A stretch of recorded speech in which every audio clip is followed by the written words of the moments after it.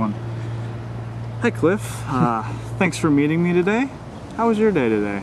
My day's kind of weird. It's the end of school right now. The show's starting to take off. I'm getting a lot of attention, a lot of email, that sort of thing. So it's a little weird, but most of my days are a little weird. How's your day? My day was fine. It was a little weird. I accidentally caught a bird in my house. I just caught a bird. Catch and release. So this Animal Planet show, huh? The title, Finding Bigfoot, don't you feel like a lot of pressure put on you with the title like that? Finding Bigfoot, did you do it? No, not really, because it's finding. It's the process. You know, if we already had one, it'd be called Bigfoot Found. Nice.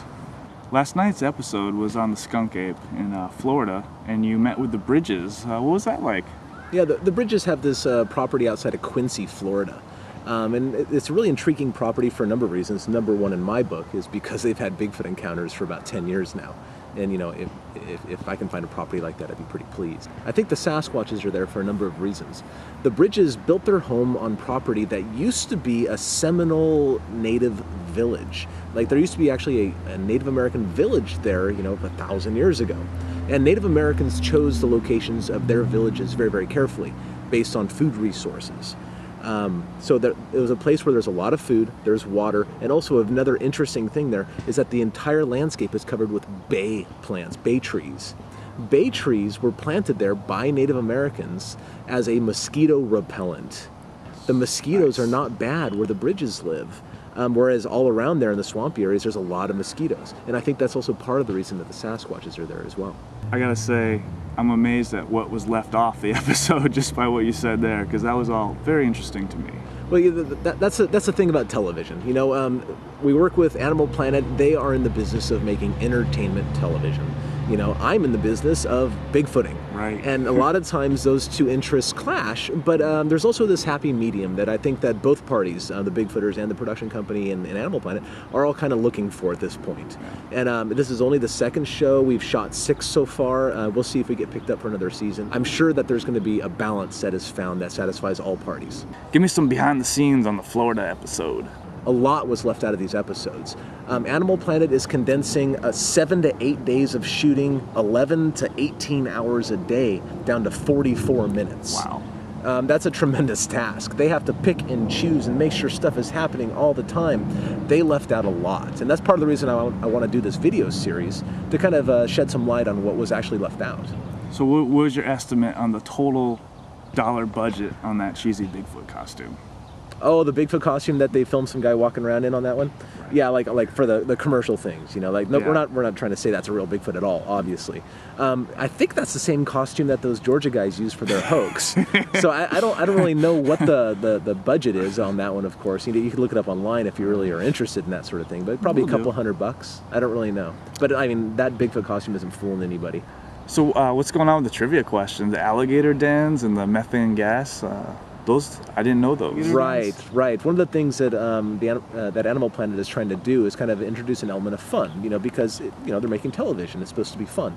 When we were doing pre-production on this episode and interviewing various Native Americans around the reservation, one of them said that the reason skunk apes smell is because they live in underground alligator dens or something like that, and that's the smell of the methane. Which clearly is not the case, because methane doesn't have a smell. Methane gas is odorless. It's actually the gas company that puts that smell into methane that comes out in your house, so you can smell it and you don't die of lack of oxygen during the night if you have a gas leak. So you think one of the main food sources for a skunk ape in that area would be the swamp apples? I personally think that Sasquatches are largely focused on protein sources. Snakes and frogs and toads and birds and alligators even, deer. There's a lot of deer down there. In other parts of Florida, I've done some Bigfooting. I think they were going after the hogs that live down there. In southern Florida where the Seminoles are, they're eating all sorts of creepy crawly swamp things, Up where the Bridges are, I suspect they're going after the deer and hogs. We found a lot of sign of both of those animals in the area. Swamp apples. Swamp apples. Love them or leave them. Bobo, Matt, you got to bet. Who can eat the most? All your money's on red. Who's red? That's a great question. I'm not really sure about that one. I wouldn't want to upset Matt, but I think I might put my money on Bobo, mostly because I think Matt might have perhaps finer tastes. I couldn't help but notice that Bobo fell.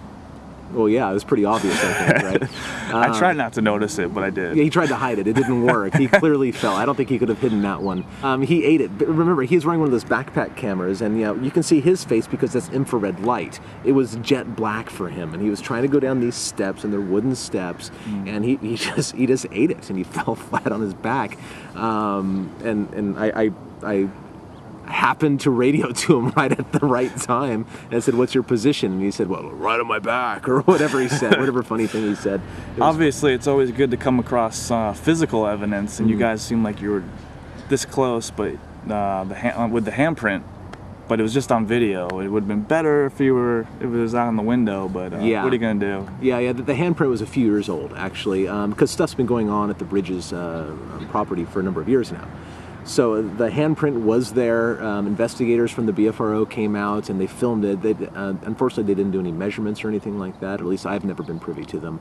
But at least they filmed it. And because they filmed it, I was able to take other measurements off the screen door and kind of get a rough estimate about how big that thing is.